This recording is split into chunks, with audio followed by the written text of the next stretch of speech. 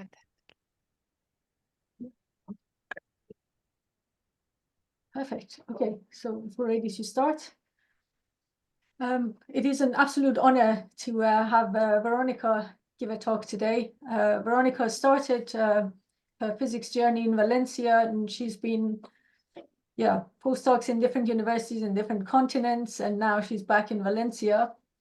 To say that Veronica is a particle physicist would be an understatement. She has worked in early universe cosmology, collider physics, different aspects of particle physics, and has had many PhD students and postdocs who are now also known figures in the field.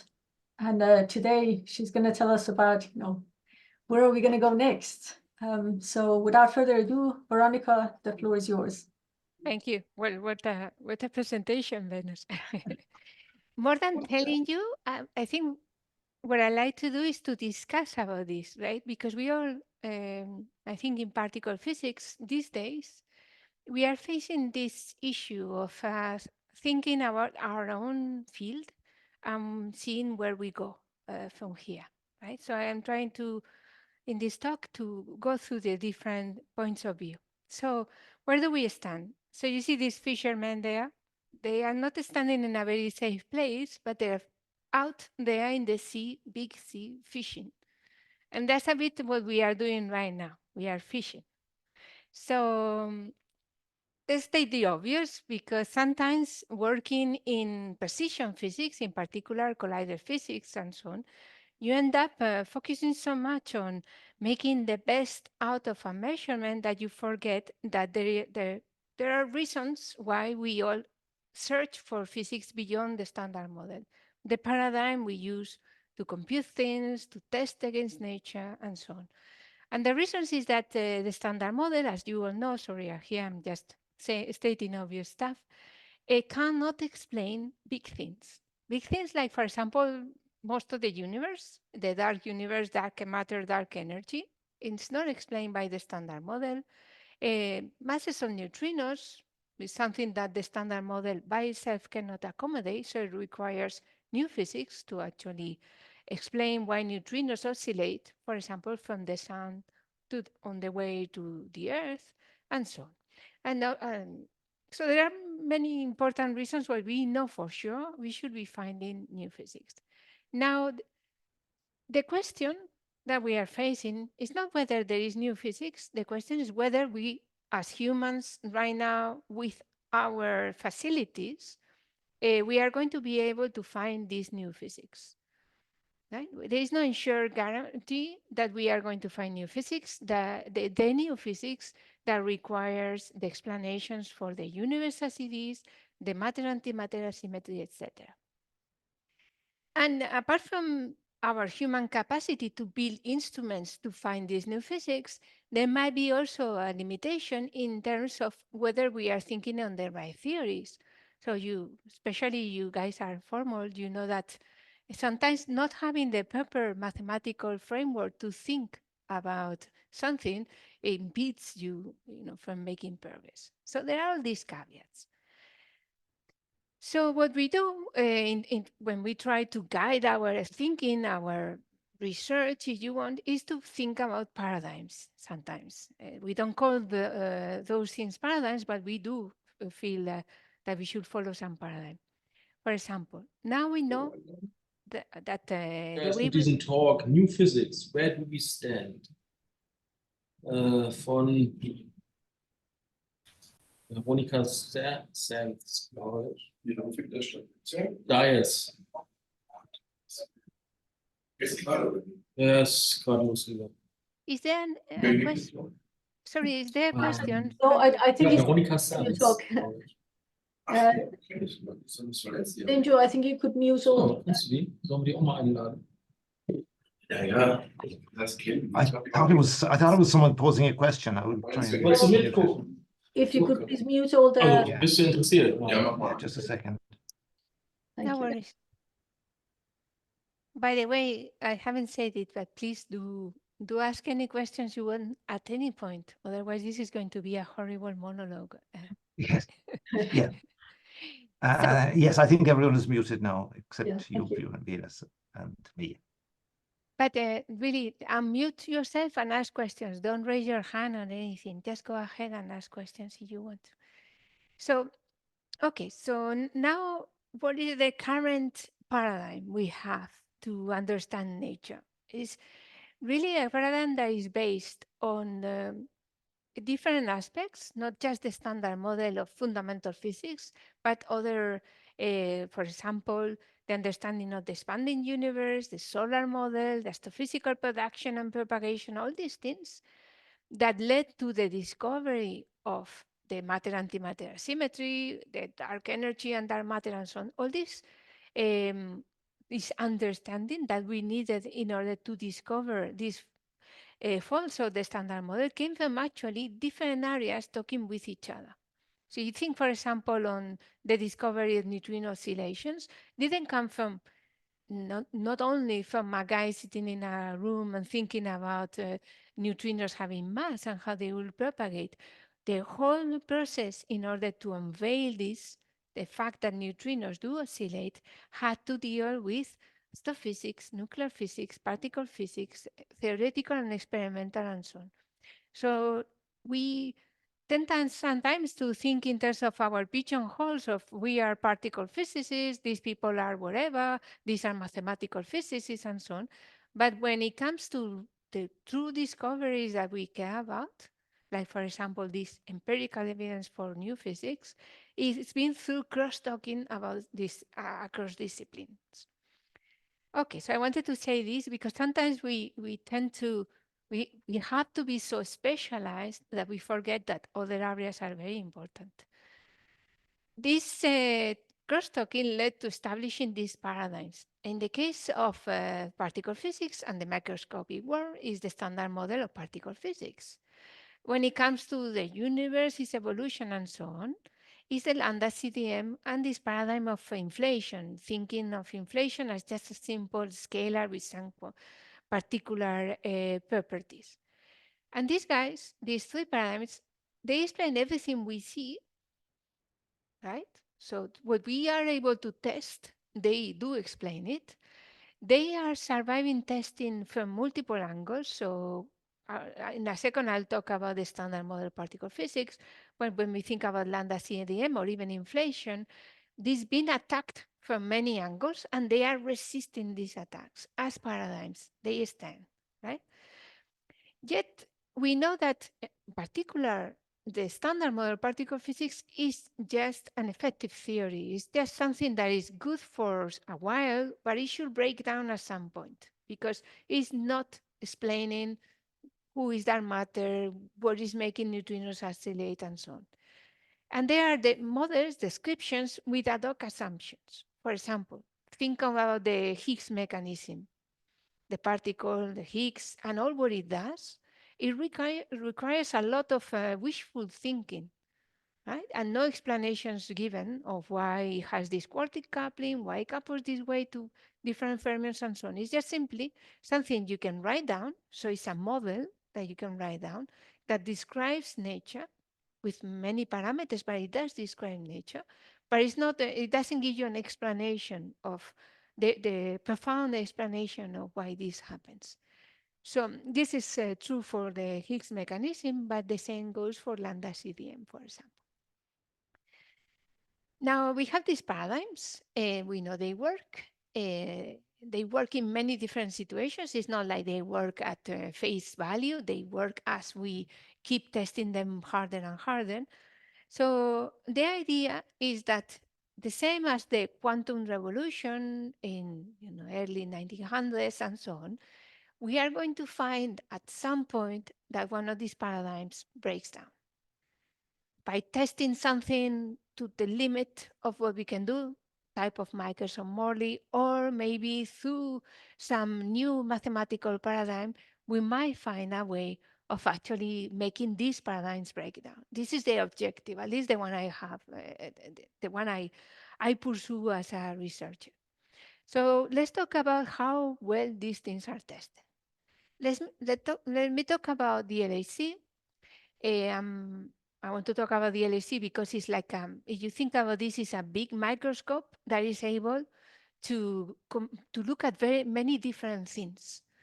And it's been running for such a long time, and the understanding of the machine and the theory behind and so on is so good that this Hadron machine, the LHC, that was built to be a discovery machine, and that's it. So often I remember before the LHC started running, we were thinking of it and describing it as two trash bags being collided against each other where a lot of trash comes out, in the sense that hadrons QCD is difficult to understand, and we are colliding hadrons and seeing a lot of difficult final states.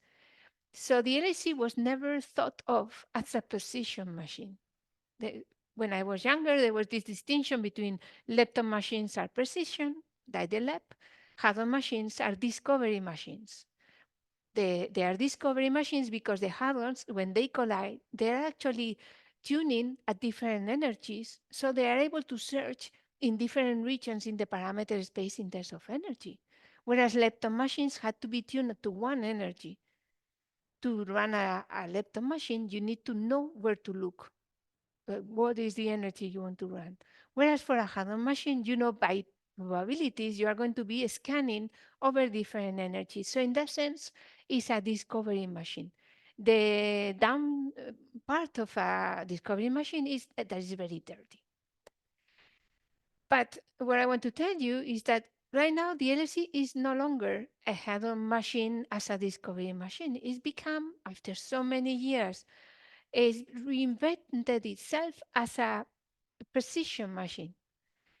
Then right now there are many measurements that are done at the LHC. There are the percent level or even less than that.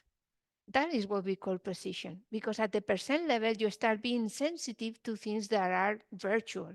So loop corrections, for example, vacuum, for example, you have a particle that produces a loop. These kind of virtual corrections tend to be of the order of percent. So once you reach that precision in a measurement, you actually start being sensitive to new physics that is virtual, that you are not able to access directly, but only through precision. Please do let me know if something is not clear. My point is not to say a lot of stuff and that you don't understand anything. Here, the main point is that the LHC is now a precision machine. Yes, any questions up to here? I If think not, you're very clear. I think this, we will interrupt when it. thank you. Then I'll stop stop it. Here, what you have in front of you, sorry, my pointer is not working, but what you have in front of you is in the y-axis, you have different possible final states. So when the hadrons collide, what do they produce? In the upper part, you see simply inelastic, really the trash bags colliding and producing trash. And as you go down, actually what you are looking at is processes, final states that are rarer and rarer.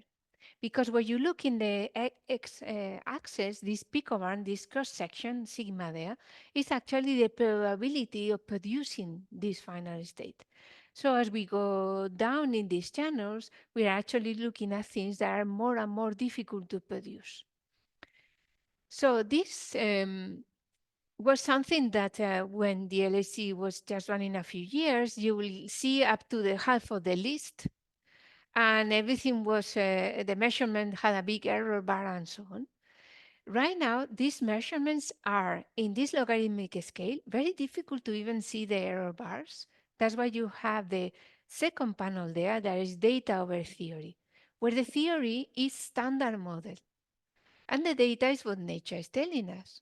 And when we take the ratio, we see that everything is, I would say, nicely aligning on one. It's really aligning there. And only the rarer events, the things on the bottom, have large error bars and they could deviate a bit, but all within one sigma. So what you look at there is just a summary of the hundreds of measurements that are done by, in this case, Atlas in the Large Hadron Collider.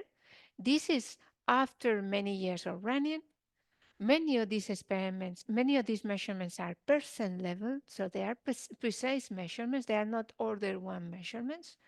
And the agreement with the standard model in each of those is very good. And when you put all these things together, it tells you that the standard model is surviving very strong tests. This is bad from my point of view. Some people see this and they say this is beautiful because we are actually testing the standard model. It's true, but it's bad because this is not what we are after, at least, and this is not what I'm after. We need to find a crack on that framework, really. Why was it so linear there in that logarithmic scale? Yes. Your data. Very good.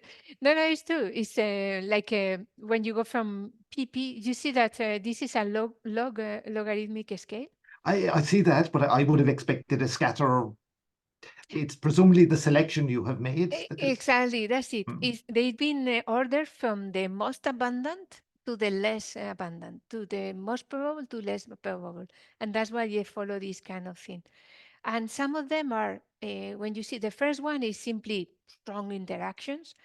The W, Z, TT bar, they go down because they are electroweak interactions or you need to produce massive particles. Then you start going down and down and down simply because you had to pay a higher price to even make the measurement. It's not just producing the guy, but it has to decay into something visible. And that is sometimes costly. And again, this is a summary, and behind this, there are hundreds of measurements, and in each of these measurements, there are dozens in general of distributions where you look at this corner in the parameter space, that corner of the parameter space, etc., etc. So due diligence is done here. I mean, the LHC experimentalists are really working hard at finding any cracks, but there are none. Right? There are none. So When you say that's the price that you need to pay, you mean the increased luminosity? in this case, the price I was thinking more in the final state. For example, let's take even the Higgs. The discovery was in a very rare channel of 2 photons, but you pay that price because you wanted something very clean in the final state. So sometimes when, Sally, when the things go down in probabilities, not just because it's difficult to produce, but also because it has to decay into something very clean, and you pay that price. Very good. We can see this. Sorry, Yeah, could I just ask? sure. At the bottom of this second graph, the error bars on the theory line seem to get bigger as the rarity increases. Is there any particular reason for that? Yeah, so it's something that is think about, for example, think on simply a measurement where you cut and count. You know that if you count n things, you might have an error to this n that is of the order of a square root of n. So the lower the number of events you get, and here you're taking a ratio, the larger the error, the relative error bar. This is in a naive just cut and count. But of course there, as you go down in this list, you're also looking at final states that are more complicated. So apart from that, you get systematic errors that come from the experiment. For the experiment, it's harder to look at these things, so they get larger error bars. The theoretical calculation has larger error bars because it's more complicated to do. So it's not just that going down you have less events, so you have a larger statistical error. It's also as you go down, you get to more complicated theoretical errors, systematic errors, and so on. So this is what you will expect. And the idea is that each of these measurements by themselves, they are quite in agreement with the standard model, but you place everything together and then you ask the hypothesis, the question, how consistent is the whole data set against the standard model? Is going to be very, very good agreement. Okay, cool. There are other ways to show this, I told you that behind this summary plot, there are many things. So this is just turning just now that you know this plot, you can turn it upside down and you get in the x-axis all these different final states. In the y-axis is simply how often this happens, the probability. And you see that behind, for example, W or TT bar or whatever, any of these channels will have sub-channels where again measurements are done, and again the agreement with the standard model is pretty outstanding. So yeah, good. This is for the LAC. And as you look anywhere else, also in the cosmic frontier, you see also a very good agreement between the lambda CDM, the current paradigm, and many observations and many ways of looking at the same observations. There, because the measurements are more difficult, they are observations, not measurements, and you don't have so much control as you will get, for example, at the LAC. So it's not a fair comparison, but let's say in the cosmic frontier, there is a bit more space to imagine new possibilities that go beyond lambda CDM. And so from time to time, there will be things like this that you are seeing here. For example, sorry, my pointer doesn't work, but in the top left, you see the typical summary plot for where it will be inflation.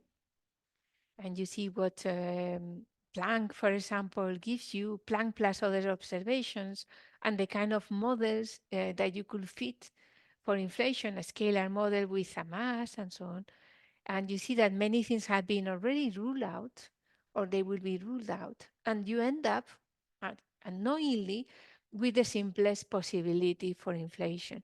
But sometimes there are papers like the one you see on the bottom right, where people say, okay, but if you start looking at the data in a different way, things don't match up exactly. This happens in this area, the same as in astrophysics for looking for dark matter. You also find from time to time some excesses, some things that don't make up, or some anomalies, and that gives a lot of, people energy to try to come up with new possibilities. But when it comes to the LHC, where I guess my point here is to tell you that when it comes to the LHC, there is little of being happy about when you do new physics so far. Whereas in Astro, Cosmo, in the case of inflation, there are things you can play around. Still, Lambda CDM is a very robust framework and is working incredibly well. Same for underground experiments. Another way we are looking for new physics is directly trying to see, quote unquote, a dark matter particle interacting with our detector. And the story is very similar. In this case, the measurements are simpler to express. For example, in this plot on the right, you see the mass of the dark matter particle, what possibilities for its mass, versus the probability that interacts with a nucleon in these experiments. So as the experiments get better and better, they are more sensitive. You keep excluding and excluding lower and lower in terms of this probability, because you are sensitive to even more rare situations. So again, when I was younger, we had still many hopes for supersymmetry because it provides, supersymmetry is a theoretical framework that provided a very simple framework for dark matter. And often we will plot this mass versus probability of nucleon interaction, and then the typical region for supersymmetry. And then you have the experiments, these experiments that are called direct detection, underground experiments, and you will get an exclusion because they will not see anything. Few years pass, they will improve their experiment, then the probability will go down. They will actually exclude some of your parameter space, you will exclude some of your parameter space until there was nothing left whatsoever. In the meantime, the theorists kept going down with their theoretical region because as other things were also excluding simple dark matter possibilities, they were also going down. And this is the kind of situation you have right now.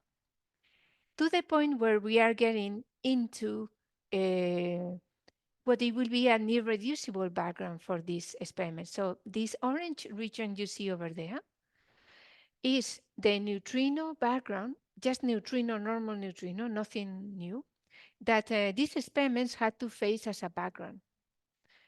And this seemed like decades away a few years ago, but the experiments have become so good. They have scaled up very well. And many experiments at the same time have appeared, not just, one or two players. We have it in China, we have it in Italy, and so on and so forth. And they are all really searching very carefully for dark matter, excluding things like damage. I don't know, you heard anomalies that appear, they are excluded by many orders of magnitude. And where we are left is with exclusions. So what we haven't seen. So right now, what is possible is what is below this green region. So any dark matter particle that is in that region with that mass and a cross section that is below that, then is possible. And most of that region, yeah. Can I ask, do you have any strong reason to believe that it has to be a particle? Yes. I mean, it's still an open question. The main reason to believe is a dark matter particle, apart from simplicity and all that stuff, is, for example, events like the bullet cluster. So there, what they saw is kind of online. They saw these big collisions where they could see both from gravitational lensing and from X-ray with Chandra. So they were able to map what was happening gravitationally and what was happening as well from the light, essentially, or dust. And with these kind of things, you want to say it's not a particle, let's say it's modified gravity. It's very But there are hard. other options besides that. It could be something of the mass scale of of Pluto, for instance, which It could be, for example, on a galactic scale looks like a particle and will also look like dust, but it could have a different origin to a field theoretical particle. it could be, for example, that is, you mean something macroscopic. Macroscopic, absolutely Yes. macroscopic, yes. The problem with that, I mean, I'm not saying it's not possible. These are active areas of research. The problem with that, and you might know better than me, is that then you need to explain also scale structure. So when we see these beautiful pictures of how galaxies and so on are being formed, most of the time these pictures come from simulating dark matter, right? But you simulate it as dust, as a pressureless fluid. Exactly, with some seeds that are provided by some quantum fluctuations and so on. But a dilute density of macroscopic particles would constitute dust. I know the spectrum of fluctuations has to match the that coming out of inflation, which is another constraint. Exactly, and also it has to have the correct under and over fluctuations to produce, the structure, the small structure, bigger structure, and so on. Like, for example, having something that is too relativistic, as you know, light dark matter, hot or even warm dark matter, is excluded because they will be colliding too often and they will not allow the formation of these bigger structures. But you're right, and for example, you could have something that is like primordial black holes and so on. So there are alternatives to that paradigm. Yes, I'm in particular, I was wondering how close to being ruled out are primordial black holes or mesoscopic black holes. Yeah, I'm not an expert, I should say that. Then what I know is hearsay and from seeing talks, right? And what I see is that right now there are possibilities that are still open, but they are closing in. And that's a bit the situation. Also, I should say, by the way, when you look at this plot we have in front, this assumes dark matter could have an interaction that is non-gravitational with us, beyond gravity, I mean. It could be that the guy doesn't talk to us. And that's it. And that's it. And we will never find it this way. And again, with all these things, it seems like a negative because I'm saying we don't find it, we don't find it, we don't. But this is our job, no? Is to propose new theories, test them. It's this, empirical science wheel that we are in. And if dark matter has interactions that are with nucleons, this is the way to go. And if it's not with nucleons, we have indirect detection. And if it's only gravitational, we had to think on ways of testing this as well, from tilting the CMB or whatever other way. And if it's not a particle, again, we need to find ways. And you see, even something so difficult as primordial black holes, that is kind of exotic, now it's being completely, cornered by experiments, so observations. Sorry, So, Veronica, do- I have a couple of questions. So the gray region that you've got there, is that a ruled out region? Well, I guess, yeah, whatever's above the green line would be a ruled out region. But exactly. But it's from this, again, it's legacy. It's when people were doing SUSY, supersymmetry, there were so many parameters that what they did is to choose benchmarks. One of them was called PMSSM. Mm. I mean, I'm not in that business, but it was like an industry in which you were running very difficult global fits to everything we know and see in terms of dark matter mass versus couplings to nucleons, where is the region that is allowed? And that's the region that I said was going down and down as orders of magnitude as we evolve in time. And what is left there, if you actually dig into this master code, for example, it will be regions that are very, I would say, you need a by chance, essentially, you will survive. For example, co-annihilations, because two particles are very close to each other. So what is surviving there, even below this little gray region, is not what I would say a natural scenario. yeah, yeah. If I may, I have another question. You did mention the Dharma Libra. Have we completely ruled that out? I thought because they never released their data publicly, we've never done it.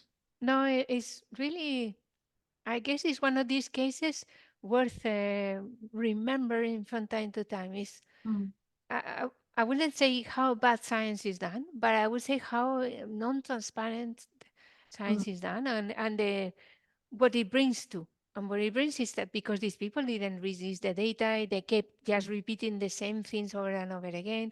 Then these other experiments were ruling them out. They could have come out and learned something, no?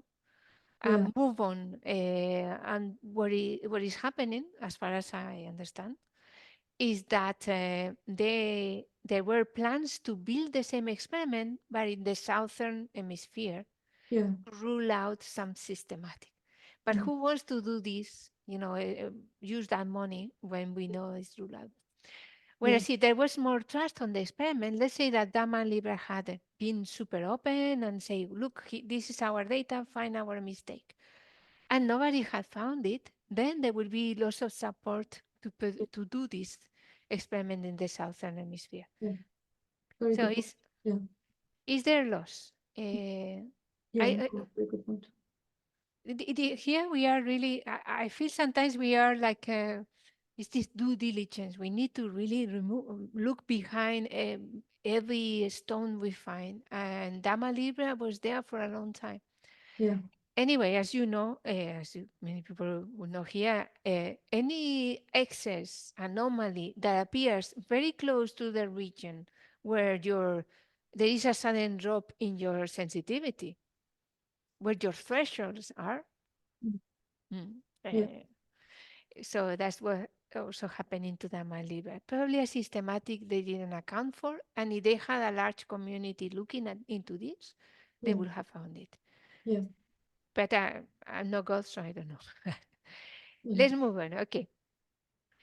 So finally, where do we stand? Again, this is an open question. So I'll just say a few things. I would say we are like here. We are like this person standing on firm grounds. This is good, meaning that it's not completely in the air like this fisherman I was talking about at the beginning. Actually, we do know that the standard model and GR, our frameworks for gravity and for microscopic physics, do work very well. And whereas we also know, and that's also important, we have a name because we know for sure there are issues out there that we need to answer to. So standing from that firm ground, we need to venture and find a path into what is this matter-antimatter asymmetry, what created inflation, are neutrinos really the way we think, who is, or what mechanism brings them mass and so on. All these issues that we don't understand, both theoretically and experimentally. And usually what we try to do is, our hope is that that path will lead us to a unified framework where we will understand that actually the standard model is just an effective theory and there is something bigger, more fundamental, more important or more fundamental that supersedes a standard model. And it's a bit just to give a self-critic, no? It's a bit like as a theorist, how we try to emulate what we think are success stories. So typical success story you will tell undergrads is that, Einstein had this big idea after special relativity. He thought on this equivalent principle. He thought it was very, very important, but he was lacking the mathematical background, the language to be able to implement this idea. And after developing this new mathematical framework, then it led to the general relativity in the way we now know it, G mu nu equals T mu nu, which is beautiful and simple, etc., etc. And once you find this higher theory, then predictions just drop. For example, you get to understand the universe's evolution, black holes are part of these GR solutions, or even after many, many decades, you actually discover gravitational waves, part of general relativity. That is a really poster child for a success story. And we don't seem to be in that place right now because for many years, we were looking for that theoretical framework and that mathematical framework that will encompass the standard model, enlarge it, make it more natural, for example, getting rid of the issue of renormalization and so on, making it more fundamental. And from that, then everything will trickle down and we will actually discover that the standard model was natural, that the Higgs had to be what it is because of some guiding principle and so on. This, as you can imagine, otherwise we were all working on that mathematical framework, that hasn't been found yet, okay?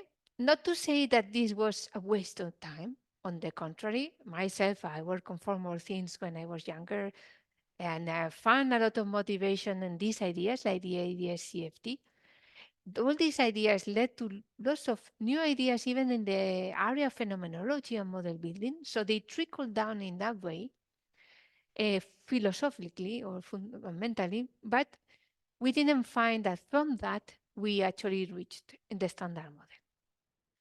So a bit what is happening now is that people are a bit more, again, it's a wheel, no? The empirical science. We go from proposing, testing, no, proposing, testing. We are going a bit backwards. We are saying, okay, this is what we got. We got all these experimental and observations, experimental results and observations together. Our job is to make sure whatever we propose is within that those given possibilities.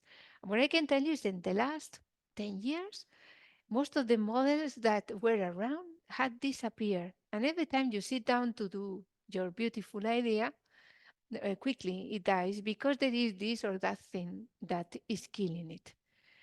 Again, nothing bad. It's the normal process. It's just that as a theorist, you are right now in the bad end of this thing, whereas experimentalists are actually measuring things and kicking our backs, right?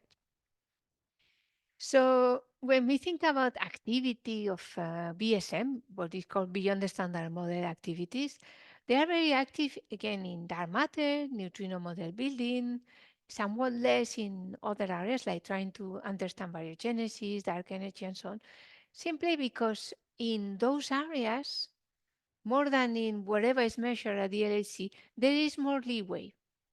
The understanding is not that precise, so you can actually imagine and entertain ideas that are not immediately killed by the LHC experiments. So this is good, it's healthy. On the contrary, I don't say it's bad, because when people are motivated and they see there is a way to explore ideas and go a bit far in in the path of this, exploring them, then there is lots of activities and the ideas come out and so on. Whereas when it comes to the LEC, those ideas are less, simply because it's a more controlled situation and very little leeway.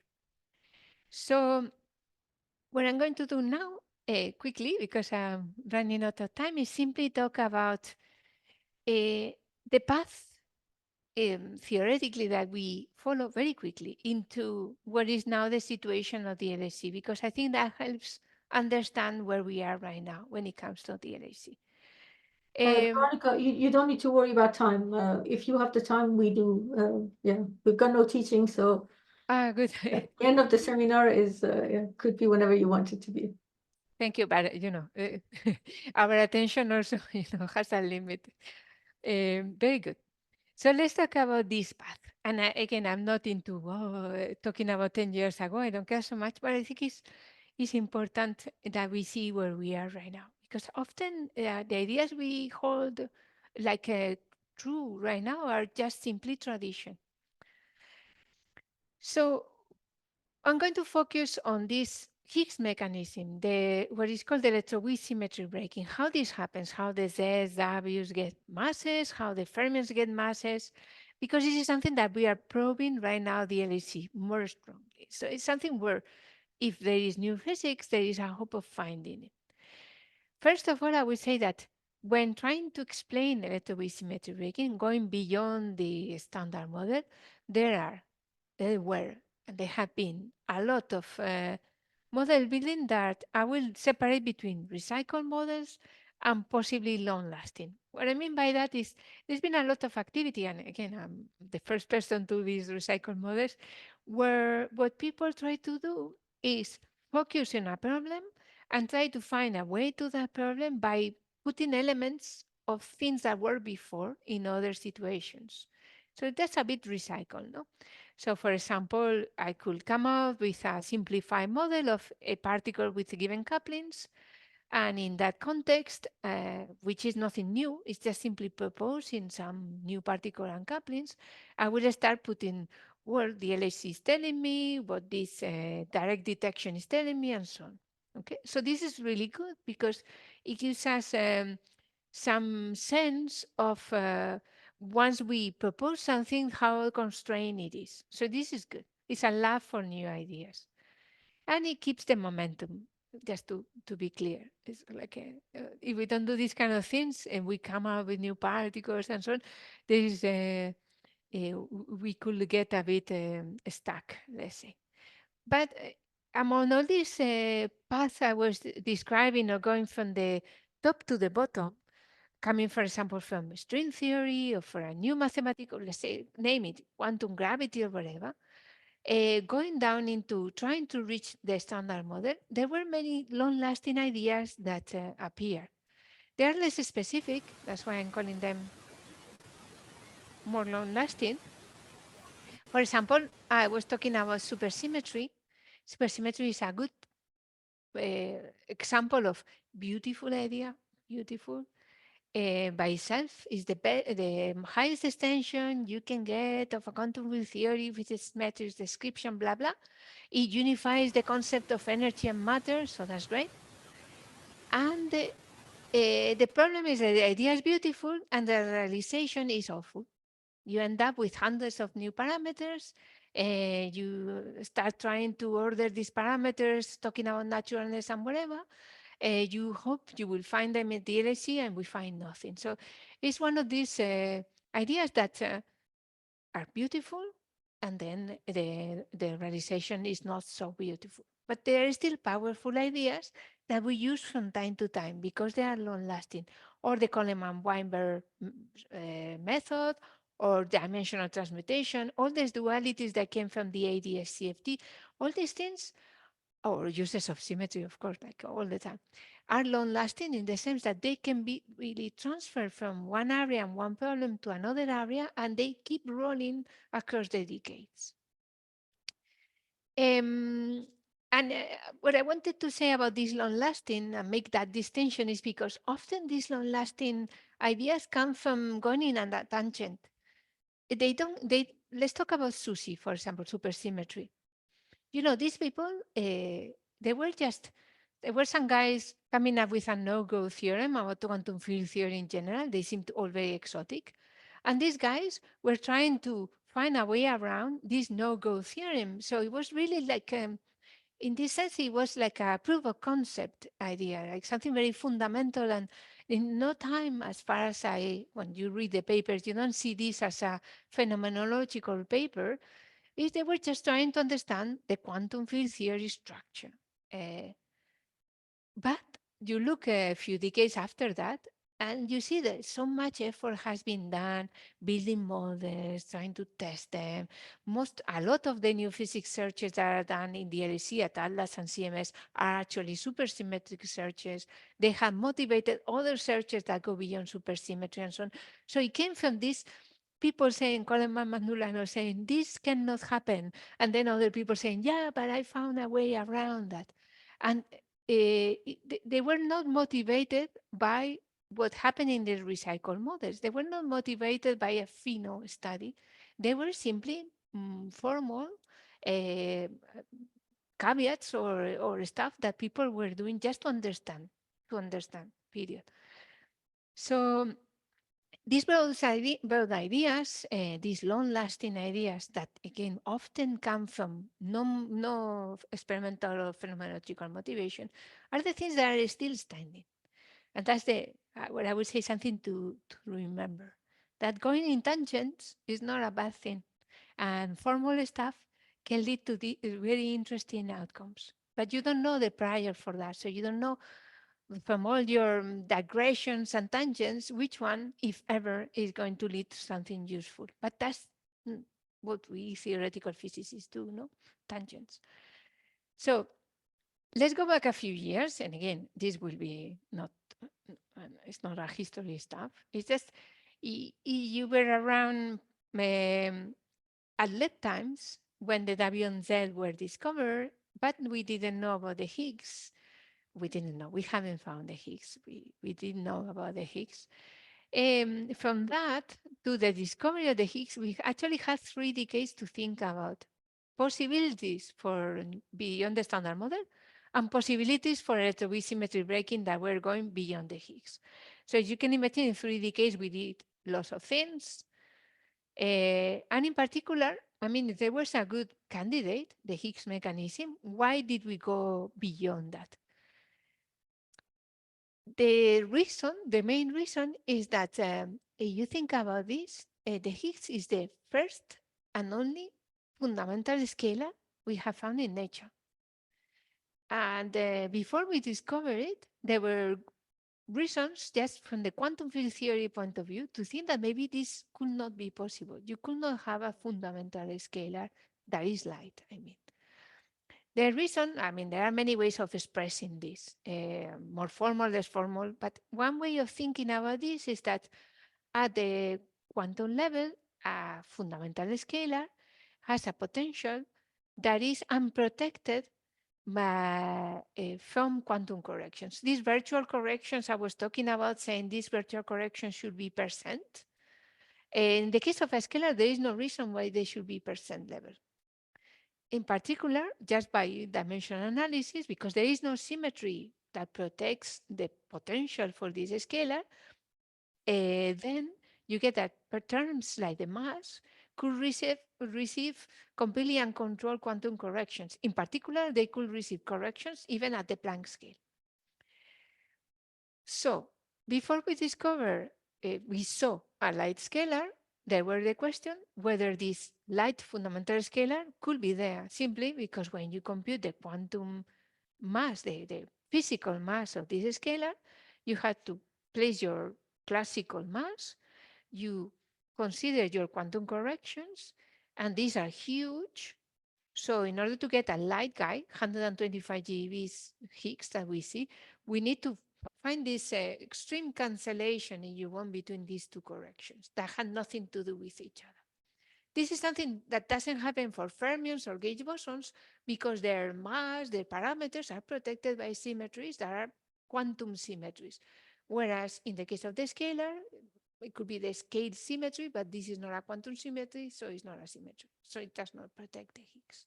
So as soon as you think, even just imagine quantum corrections, the guys will push the mass of this scalar. But this is not what we see. We don't see that. We actually have produced a light scalar. And if it's fundamental, this is a quantum conundrum. This is something that we don't fully understand in quantum field theory. I would say this is again my view, is maybe not representative. And that is what led to a bunch of activity trying to find alternatives to the Higgs mechanism. That and other reasons, like the potential is ad hoc, it couples to fermions in whatever way, completely hierarchical, lots of uncomfortable truths about the Higgs, and led to all this activity. Now, back then, before the discovery, there were two main rules to follow. It could be that there are no Higgs particles, so electroweak symmetry breaking happens a la condensed matter, for example, superconductivity, where you have a phase transition, but it's not driven by a fundamental scalar, but some condensate or some new particles. The problem is that, and I worked on this alternative a lot back then, is that you looked at all the data we already had. The best fit to all this data was having a Higgs particle with a mass in a range that was relatively light. So to be able to explain electroweak symmetry breaking without the Higgs, you really had to do bizarre things. I tell you because I tried very hard. The other route we were taking back then was to say, okay, there is the Higgs, but the Higgs is going to come with an entourage. So it's going to come with some other states around. This Higgs is going to come from a theory that is more complete than the standard model. And this entourage is actually going to protect the Higgs from receiving these quantum corrections. So from that, in that area of thinking, then we had supersymmetry, compositeness, little Higgs, star dimensions, blah, blah, blah, many, many possibilities over there. Okay. So this idea of making the Higgs stable through symmetries, which was, let's say, the mainstream back then, and is still the mainstream, that's why I'm spending a bit of time, was actually taking the scalar particle, whose quantum theory we don't understand very well, and then we were marrying with things. So you marry the scalar with a fermion, for example, a Higgs with a Higgsino, marrying in the sense of forming part of the same multiplet. Then the chiral symmetry of your fermion through supersymmetry will protect your Higgs. Or you could marry the scalar with a gauge boson, imagining that you had more than 4 dimensions, let's say 5, and the scalar was actually the 5th component of these extra dimensions that had been compactified, etc. At the end, it was a Higgs that was protected because it was actually part of a gauge boson, and it had the gauge protection. And through holography, this gauge Higgs unification was brought to a composite Higgs, where the Higgs is not a fundamental scalar, it's actually, like in superconductivity, a bound state of other particles that do have the protection of asymmetry. For example, fermions or a gluon condensate. Again, ideas are beautiful, the paths are beautiful, simple, but then the realization is always difficult. So these ideas had many, many realizations, and they all share the same characteristics. The first thing they share is that in order to protect the scalar, it needed to be close by with the fermion or the gauge boson, or have the scalar compositeness not too far away. So the typical predictions for these models is that you had to have new states, new fermions, gauge bosons, new states that we had to discover, and they should be close by to the Higgs. So at the TeV scale. And this other typical prediction is because your Higgs is no longer the standard model Higgs, you should see deviations in the Higgs behavior. Okay, so that's, So yeah. just to cut across, sorry, weren't most of those studies perturbative? Yes. So, I mean, at what level can you say that they were really non-perturbatively ruled out? Because I don't think most of them have received that much attention non-perturbatively. Totally agree. And it's always, the, how do you say, the blind spot. It's not that we are not aware, it's that if you think about electroweak symmetry breaking as having some non-perturbative origin, which was, for example, the case, I worked on this for many years of Technicolor and so on. The problem is that what we see, the measurements, are indicating perturbativity. In particular, precise measurements of the behavior of the W and Z bosons, you can see that if you have something non-perturbative, this non-perturbativity will manifest itself with deviations that will be order 1. And we didn't see that. So this was a struggle. But you are right, and this is still true, that if this new physics is non-perturbative, and it could be hiding from us, and explain the Higgs and everything, but it's hiding from us. And that's difficult, when you look at precise things. And I'm from those times working on Technicolor theories, I still have this run in my head of we haven't worked hard enough in these issues, because there are lots of, for example, dualities that we could be using to reach this non-perturbative regime, or there are new numerical techniques based on machine learning or whatever that we could reach these non-perturbative techniques. And we are not doing this because we are kind of scattered around and without a good direction. Yeah, exactly. All those are based on perturbativity, and that's a big caveat. Very good. So, Oh, sorry. Yeah. Oh no, sorry. I was just wondering earlier when you had the plot of the supersymmetry benchmarks, I was just wondering what would those benchmarks look like? I think you went into it a little bit, but you mean, I don't remember? Sorry, you mean of dark matter? yeah. Yeah, very good. So, supersymmetry is an idea when you realize it, meaning that you actually had to write it down and make it agree with what we already see with the standard model structure. So you're like expanding the standard model. You end up with a structure that is very free, hundreds of new parameters, 100 and something new parameters, and many ways of realizing supersymmetry breaking, which we need to do. So what I mean by that is that realization of the mechanism is highly non-trivial, and it requires lots of assumptions, parameters, etc., etc. So what people have done in the past was try to find benchmarks to kind of order the searches for supersymmetry, because it will be just impossible to look for all these possibilities. And in particular, based on theories saying I like this, they started looking into what is called M-SUGRA, minimal supergravity, or PMSSM. But you see there, PMSSM 11 is a particular benchmark of a particular type of assumptions for supersymmetry. That benchmark, the region that is shown is 1 and 2 sigma regions that are allowed by other experiments. Because in all the dark matter for the 100 GeVs, which is our region, needs to explain the relic abundance, needs to not be seen in colliders, needs to, it has lots of constraints. And in supersymmetry, there will be additional constraints from color particles, sorry, not being seen, etc., etc. Or what I was saying is that this is a particular region of a particular benchmark. 10 years ago, you will see that region and it will be up there. And all what they have done is to update and update and update and update until it's down there, because it's all what is left as possibilities.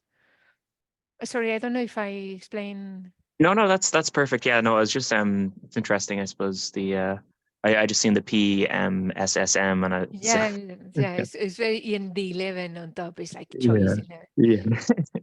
If you I go, get- I will not recommend this, but if you want to look at the master code paper, let's say you have insomnia or something, you need to sleep. This is a good.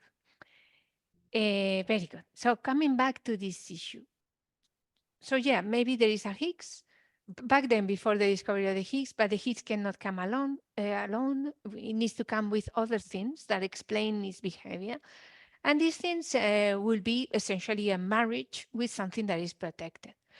Now, what I want to say here is that these paths of thinking about the Higgs and relative symmetry breaking, they were actually coming from, again, tangents, supersymmetry, exploring the boundaries of quantum field theory, gauge Higgs unification, inspiring string theory and the possibility that it will be new extra dimensions, and that they could be the clue to the ultimate theory. Composite Higgs, again, inspired by stuff that happens in condensed matter. So it's not like we particle theorists, phenomenologists sat down and thought on all these possibilities. The inspiration actually often comes from somewhere else, from exploring other things. Well, then, as you know, the discovery happens, all beautiful, 10 years or 11 will be now this year. 11, 12, wow, a lot of years.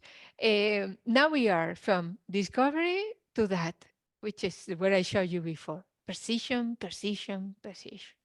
So when facts change, my mind changes. This is what we need to do, right? The Higgs has been discovered, so there is no technicolor, is not there. The behavior of the Higgs is very, very, very standard model-like.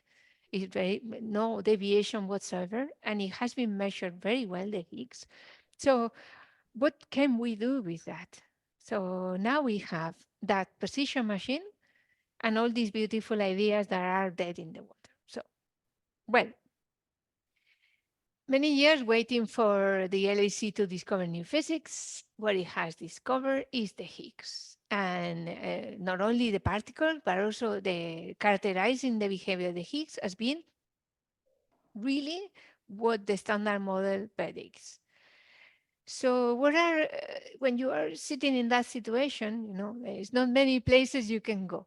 So I would say that sometimes the two extremes of what I myself feel about this situation is, and in case you also feel the same, is some people go into standard model enthusiast, which is a pragmatic view, is to say, here we have the LHC, what is it doing? It's testing the standard model, no? So we are going to spend the 10 next years or 15 years that the LHC is going to run, computing to the highest precision we can things in the standard model. I think this is it's a worthy endeavor. It's not something I'm going to do because I don't have the skill set or the stamina. So that's fine. This is one extreme. I'm not going there. And the other extreme is the typical positive guy, or myself, that I'm positive sometimes, is to say, okay, the truth is, let's go back to basics. We don't understand relative symmetry breaking. Precision is not the end of it. It's actually the opportunity to see the cracks in the standard model. Think about Michelson-Morley, think about revolutions in physics or in sciences that happen after a certain level of understanding was reached. Think on gravitational waves, how many decades were necessary, and all what is behind in terms of developments, not only theoretical, but mostly experimental, in order to observe these things. But they were observed, right? So maybe in the LHC, or in other experiments like the direct detection, we are killing more and more possibilities up to the point where finally the crack widens. I'm sure you know this, but Michelson was famous for saying at some point that we understand physics. The only thing that is left to do is to compute things to the 6th decimal over there. Maybe I'm quoting him badly, but let's say Are we in a Michelson Morley? Are we here saying, oh, it's the end of it? When we are actually at the tipping point, it can take years, decades, who knows? But could it be that precisely this precision is actually the door to the discovery? And I'm finishing here because I will say that right now, if you think on the communities working at the LSE, my view is that they closely align with these two things. People that are doing standard model next to leading order. I'm developing Monte Carlos for better. This is all very good and super important. And then there is the other extreme of people saying, let's go after this precision. Let's actually use this precision the best we can to combine these things and find a crack. And this is a bit what is happening, because anything else like searching directly for resonances for new states beyond the Higgs is something that is going on. And it's more or less, I would say, capped by the current energy. So more luminosity is not going to, it's unlikely to provide a direct discovery for new physics. This is a bit of thinking. Of course, it could happen that tomorrow they discover a new resonance, but let's say this, if I had to think globally, the big discoveries happen as you reach higher and higher energies. Right now, many of these observations at the LHC are capped by systematics. More data will not make this thing better. Okay, so final comments and this very personal thought. So it's true, precise measurements at the LHC are testing the standard model, right? This is what they are doing. And what I will hope is that if they're testing it to the breaking point, this will be the hope. Now, there is no clear hint for anything beyond the standard model, nothing, right? It's no anomaly here or there that you can actually trust. And trust me, I went through this process many times of chasing ambulances and anomalies as they appear. Of course, there are things like in flavor physics, sometimes something comes out a bit off. G-2 is still there as something that maybe is off. The W mass measurement came out, one measurement came out sigmas away from the standard model, but now is coming back. They tend to fade out. So far, no luck there. The difference between what we knew before the LHC and right now is that before the LHC, we knew for sure, because quantum field theory is the way it is, that we had to find something at the TeV scale.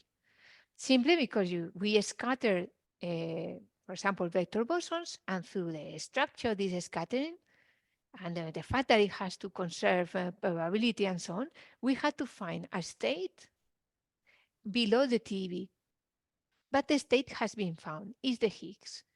So right now we don't have a beacon to look forward. There is no loose theorem that if we keep running the LHC, or we keep looking for dark matter, or we keep looking for this or that, we are going to find something. This is gone. We don't have that. So we have moved, people that do model building, they, like myself, they tend to move a lot. They go there and then they, and it's true that there are movements from, thinking about electroweak symmetry breaking pre-Higgs to when the Higgs became very standard model, like moving into other areas where they could be more game, let's say. In particular, dark matter. But again, with dark matter is the same no-go theorem, because, no lose theorem, because dark matter could do its job as a particle and everything you want without talking to us in any other way than gravitationally. So there's no reason, in principle, why we should find it at colliders or in underground experiments. So we're in that situation. And the truth is, this physics program, in particular the LHC, will continue for at least a decade. Maybe there will be future colliders, maybe not. We are talking about a lot of time doing just what I was talking about before. Precision measurements and, you know, trying to find cracks there. It's a long time to just make, you know, grinding this wheel of position, I would say. So it's a long time. And I personally feel that we went through these phases of pre-LAC, waiting for Godot. Godot didn't come, and now we are kind of regrouping ourselves and trying to think where is the next thing. Many of us are what they are doing. We are doing is simply taking precision measurements and trying to actually find ways to accelerate this process of the breakdown of the standard model, doing SMEFT, global fits, all this activity. But I think sometimes we forget in my area at least that we are actually theoretical physicists. We are particle physicists, we do particle physics, but we can also do other things. And as I said many times, I think I make a lot of emphasis on that. Good ideas, sometimes they come from going on tangents. So I think we are lacking as a community, I would say, this enthusiasm we had before the LAC. And we are selling ourselves a bit short in the sense that we have other disciplines. For example, you could ask yourself whether we could ever understand how the mind, the human mind works, or we could ever, you know, be able to observe or to receive any signal for life in other planets. It could be that never happens, right? Still, if you ask a person in the street, they will tell you that this is probably a worthy endeavor because it advances human understanding, just doing this. And in particle physics, fundamental physics, our aims are of that type. We don't have sure outcomes. We don't know whether, you know, in 10 years, at the end of the LAC, there will be anything to report. But still, it doesn't mean that we should not be doing this. So I think we have lost a bit the momentum in that sense that we need to renew. I'm focusing on it. Just some part of my community will say, well, then stop talking about new physics, think about the standard model and say that what we are going to do for the next 20 years is just computing more precisely the standard model. I mean, somebody's excited about this, great, but I don't think I'm not excited. I don't think a person is excited by itself per se. And I think, again, we have been so focused on the next experiment, the next thing, and you know, all these flood of different experimental results and observations. And nowadays you need to understand all of them and you need to actually combine things that sometimes we lose track of what makes our job actually fun, which is to explore crazy ideas that may be okay, may be worthless, but I would say it's part of our job description. And I think I'm done with this. Thank you. Thank you very much, Veronica. That was fantastic, and yeah, what Yes. a great summary slide. Yes, Yeah, have fun. That's my message, especially for the younger people. Have fun. absolutely. Thank you very much. That was very nice overview of many things. Thank you, Denjo. There was one other aspect which, as coincidentally, we were discussing at lunch, was how difficult it is to put the standard model on a lattice. The lattice discretization of the standard model, for many corners of it, works very well, but the chiral fermions are a huge problem. And do you think that there may be some hints as to some deeper structure there that we're missing? I mean, as you know, there's a lot of the lattice efforts have been focused on understanding the strong sector, no, the non-perturbative dynamics of QCD. And as you say, chiral fermions, which is what nature has given us with no explanation, are particularly hard to place there. But yeah, as far as I know, it's been a lot of progress when it comes to error bars that come from this kind of from introducing fermions have been going down.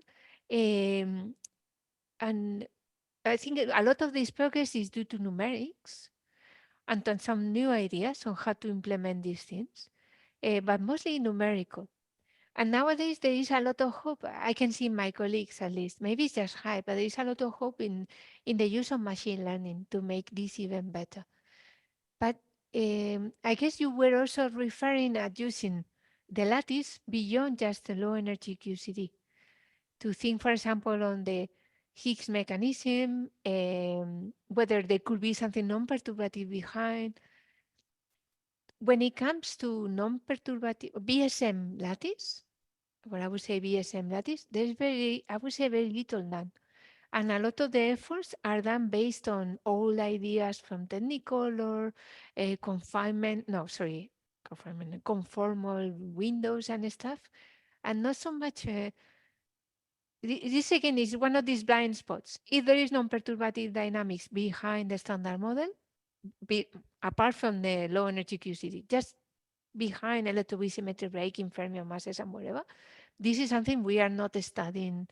This is not a hot topic. This is something that in Technicolor times was done, but now is dying. And I think it's a blind spot that we should try to look at again, because maybe this exploration will lead to new ideas that will lead to other things. It's just when it comes to lattice QCD, the entry level there in terms of techniques is very high. I wasn't actually thinking of, I was thinking of the chiral fermion aspect of it, rather than the chiral, these massless chiral fermions that enter the standard model and the more the electroweak sector. Yeah, and That's, as to the best of my knowledge, there is no successful way of putting them on a lattice. there are ways to try to reach this chirality. In fact, there are ideas, for example, that come from extra dimensions. When you think of these guys as being part of a compactified extra dimension, where you project out one of the chiralities because it has different boundary conditions. And based on that, there is a way of implementing this in lattice. But again, it's You're thinking of Kaplan fermions? exactly. Again, I'm not an expert in lattice, not at all. Okay. I have a question which is related to maybe Denjo's question. Again, it relates to strong coupling, non-perturbative physics, but kind of the obvious one, which you briefly mentioned, QCD. And that, strong coupling aspect, I mean, plays a big role in interpreting LHC data, in the sense that there are simulations and hadronization algorithms and so on. So is there an opportunity to sort of better understand that strong coupling physics in this high precision era by better understanding these hadronization algorithms? I mean, you are right that I'm talking about precision in a hadron machine, which is cluttered by a low energy QCD. That's the way it's seen, right? So you need to get rid of the underlying event. You need to model these issues that are non-perturbative. Again, this is another blind spot, in my opinion, which is you say, okay, the LHC can be an opportunity to understand something new. As far as I know, this is not the way it's taken.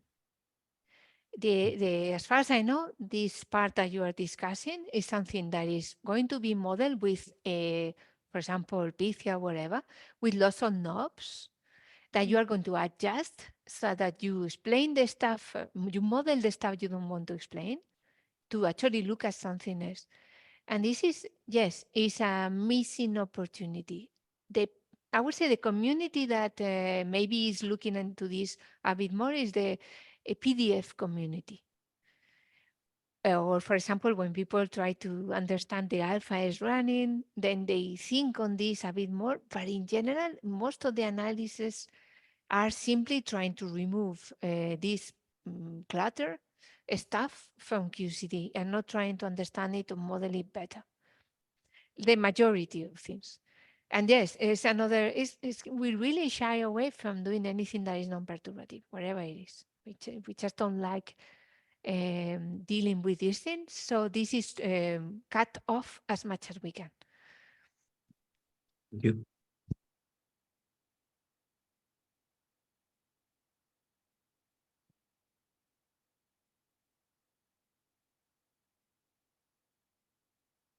If there are no questions from the audience, I would like to ask a couple of questions. So, yeah, just personally, you, Veronica, where do you think would be the most promising direction to go? Would you be looking at, I don't know, maybe trying to connect different problems of the standard model together, like finding a dark matter that also has a explanation for the Fermion mass hierarchy, or CP violation that is somehow related to dark matter generation? I Yeah. guess, yeah. Always, no? We don't like to give ad hoc solutions. If you wanted to explain dark matter, you could just postulate there is a particle of mass m, and that's not what we like to do. No, we think these mysteries must be somehow related to each other, because we don't care so much about the particle or that particular properties. We care about understanding whether there is a framework behind a new principle or principles that explain what we see. And as you say, if that's the case, then trying to connect problems, for example, as you yourself do, no? Fermion, actions, whatever, putting them together, those are ways to try to find common solutions. So that I think is promising, and this is promising. It's like our DNA, no? We do this always. Because again, many of these problems I'm pointing out here could be solved by simply postulating that there is an action, postulating that there is this, postulating that is that, and who cares how we advance by doing this? It's very limited advancement if we do these kind of things. So yeah, we try to put together problems and see whether common solutions appear. So that's, I would say, still the hope. This I would say is also the state of the art, no? When you do Fino these days, nowadays it's bad for the young people because they come to an area where it's not enough just to compute one parameter and be happy. Like when I was a student, they actually need to understand LHC physics and dark matter and this and that and be able to put them together, because the standards now are really of joining all the knowledge we have phenomenologically. But at the same time, I think we are missing this serendipity that comes from simply exploring stuff, no, like that you don't like in a theory, or the basis of quantum field theory or quantum gravity. There is little that is done in this direction. And these are supposed to be niche things that the students should not do because they need to get a job and they need to do mainstream papers. And I think this is, again, not a blind spot, but it's, it might be hurting us. I think we should leave some space for that. So hopes I have is, one, that the LHC, you keep pushing and we will have our breakdown of the standard model. It's a hope. But as time passes, more systematics appear, this hope disappears. The other is that we come out with some funny, interesting idea mathematically that trickles down to us, or that we actually find it. And the third hope is that there will be a discovery, an anomaly in one of these other areas, for example, in action physics or dark matter or whatever. And then we will make that connection. That will spark, this idea that we needed to have. Those are hopes. I know, no clue. There is a question in the chat. Can you read it? Because I don't see. Sorry. Yes. Has there been much effort to map the current forest of BSM proposed theories to see where they agree and disagree? Yeah, very good. the BSM models are a forest indeed, a super dense forest. So when it comes to try to map those to the current understanding, what this has been the case for many years, but there is this all this simplified models effort that was trying to capture from what were the commonalities of different models and how they will be mapped to observables.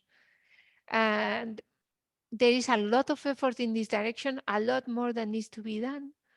Then the other area of putting models together is in the context of SMEF, Standard Model Effective Field Theory, where you look at many different kinds of models that only produce virtual effects. And this, a lot of effort, myself very much involved in this effort. So yeah, there are many models. Many were dead already when the LSE started.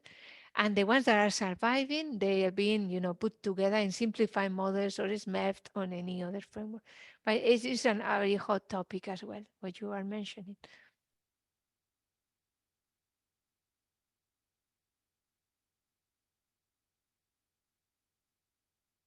Any other questions from the audience? Then I'm going to ask another question. So what are you working on these days, Veronica? What is the thing that has got your attention these days? You want a list? Uh, No, Well, it's the thing there. that you're more excited about. So I would say I have this, I like to keep my base, like to cover a lot. I'm like a hair, that has many exits for their layer. So I'm doing a lot of things related to actions, SMEF, looking, for example, at gravitational waves and so on. Oh, but I'm also, as we were discussing when you were visiting Valencia, I'm also working in other areas beyond particle physics, like ecology and trying to understand ecological interactions and so on. Again, trying to find a bit of cross-pollination between different areas, always with these things in mind. Excited. I will be excited if we find something. Whenever there is an anomaly, I get excited. But business as usual, which is what I'm doing as well, is global feeds with hundreds of parameters, all this stuff I do, which is bread and butter. This is, I wouldn't say it's exciting. It's necessary, right? And I do things around, like doing higher order calculations, all what is needed to make this a solid framework. But excited, I'm not excited. I'm excited about, new ideas, crazy ideas, stuff like this, which I try to explore. That's fantastic. And off record, if there was a bet, would you bet that the LHC would find another particle before it is shut down for high Lumi? This is not on the record. You're recording. Okay, well, look, I wish, but I mean, it's not, let's say, a personal view. My reasoning is, as we go into this precision, I doubted a lot this precision. Oh, look at the LHC's fantastic precision. The problem is that once you hit in a measurement the systematic frontier, when you have a systematic error that is above your statistical error, it doesn't matter how many more years you run your freaking experiment. It's not adding anything. So many things, top physics, electroweak physics, measurements that will be super cool, they're already limited by systematics. So what are the chances that we find a crack there? Same for direct searches for resonances. I mean, at some point, all the doors will be closed, and it will not matter that much that we keep running the experiment unless we come up with new ideas, quirky stuff that we can find, and so on. And this is a bit the spark we are missing these days, really. I find that people are super happy doing what I do as well, bread and butter, without thinking that this is a short path that we are going to follow.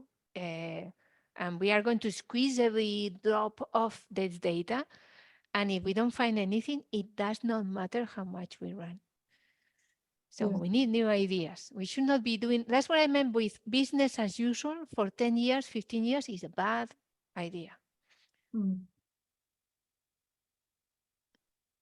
Yeah, I guess if we don't find anything new, I was just having a chat with one of my non-physicist colleagues, and he said, I have heard of this new experiment, FCC, he meant. Yes. How are you going to, I mean, environmentally, that doesn't make any sense. And I'm thinking, how are we going to get the public excited about the Big Ear Collider if we're not going to find anything new? But I think we also are make this thing of trying to become business, no? To say we have deliverables and some objectives that we need to reach. If we don't offer the public a deliverable, they are not going to believe in us. The good thing that we have as a field and that we have forgotten is that what we aim for is advancing the understanding of nature. Nobody said we have to discover stuff. This is us imposing on ourselves along this path of, oh, we discovered the W, we discovered the top, we discovered this.